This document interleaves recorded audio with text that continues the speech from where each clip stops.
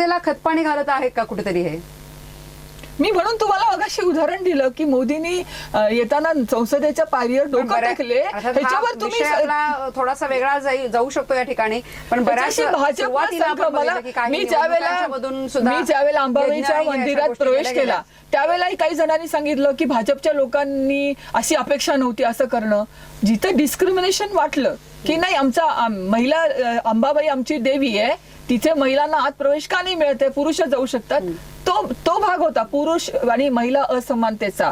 श्रद्धेचा भाग म्हणजे श्रद्धा नव्हती असं नाही, श्रद्धा पूर्णपणे होती, जी विषमता होती त्याच्याबद्दलचा माझा तो आवाज होता. त्यामुळे जेंडर डिस्क्रिमिनेशनवर मी आवाज उठवला होता. त्यामुळे आम्ही जे करतो ते आमचा पण आत आपला कॉन्शियस असतो प्रत्येकाचा, तो ठरलेला आहे. मला असं वाटतं की हा विषय खरं तर व्हायला नको होता. जिथं आहेत तिथं मी त्यांच्यावर काम करायला तयार आहे. डॉक्टरांचे काही चांगले उपक्रम आहेत, मलाही त्याची कल्पना आहे. त्यामुळे ज्या आहेत अशा की ज्याच्यात सुया टोचणं, महिलांचं एक्सप्लॉयटेशन होणं दर्ग्यामध्ये, ह्या गोष्टीला त्याच्याबरोबर आम्ही आहोत. त्या बाबतीत आम्हाला आमचं त्याला पाठिंबाच आहे, काही विषय नाही. डॉक्टर, एक शेवटचा प्रश्न घेते की वर्षानुवर्षी ही जी काही अंधश्रद्धा सुरू आहे ती संपवण्यासाठी काय करायला हवं? आता या ठिकाणी मला आपला हा कन्क्लुडिंग प्रश्न म्हणून आपण आता खरोखरच काय करायला हवं, एक ठोस उपाय आपण जो म्हणतो आपण तो काय करता? मला असं वाटतं की मगाचा एक मुद्दा मला क्लिअर करावा असं वाटतो, आणि तो मुद्दा असा आहे की कृपा करून श्रद्धा आणि अंधश्रद्धा यांचा खेळ करणं थांबवा. त्याचं कारण असं आहे की आम्ही श्रद्धेचे पाठीराखे तेव्हा असतो जेव्हा श्रद्धेतून एखादी विधायक भूमिका समाज घेतो, आणि या बाबतीत संतांनी जी भूमिका घेतली तीच आमची भूमिका आहे.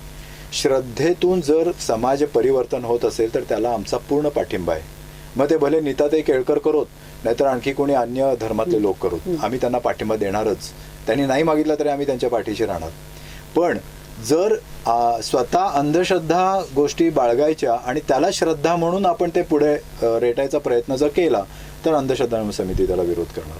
त्याचं कारण असं आहे की हे संतांनी पण केलेलं आहे, आणि त्या ठिकाणी स्वतः गाडगे महाराज असतील किंवा त्या ठिकाणी एकनाथ महाराज असतील किंवा तुकाराम महाराज असतील, त्यांनी श्रद्धेच्या माध्यमातून प्रहार केलेले आहेत. अगदी ज्या बाळासाहेब ठाकरेंचं नाव घेतो त्यांचे वडील प्रबोधनकार ठाकरे तर अतिशय कडक शब्दामध्ये त्यांनी या सगळ्या याच्यावर आसूड ओढलेले आहेत.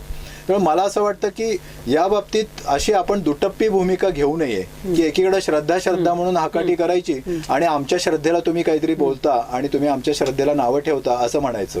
खरं तर ती अंधश्रद्धा असते. तुमच्या कुठल्या श्रद्धेला आम्ही बोललेलो आहोत की तुम्ही पूजा अर्चा विधी सगळं नेहमीच करत असता? आम्ही कधी बोललो त्याच्या बाबतीत? आम्ही कधीच नाही बोललो.